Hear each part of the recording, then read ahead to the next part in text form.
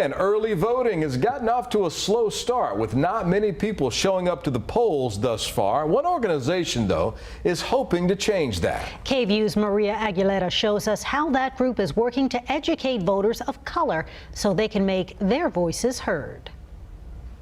Early voting for the March primary is here, and voting advocacy groups are hitting the streets. You know that if we teach them, they'll be able to share what they're learning with their community so that they can all grow together.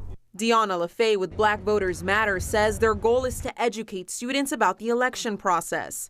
Even one little vote, your little vote you think doesn't matter, it definitely matters. Kennedy Fears, a student organizer with Texas Rising, says a lot of her peers want to participate, but they're simply uninformed. They don't have the knowledge, or they never had anyone there by their side to teach them. Friday is the deadline to request a mail-in ballot. On Wednesday, Texas Secretary of State John Scott shared a video about one of the changes with the new elections law.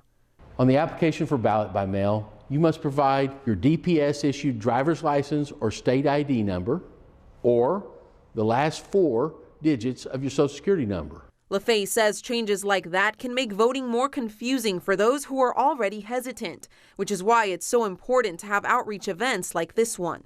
When we are able to teach communities of color about how to make a move from making a complaint to making a demand, they feel empowered. And when they feel empowered and see these changes, we won't have to remind them to vote because they'll understand the cycle. And she hopes Black and brown voters continue to show up to the polls just like they did in 2020.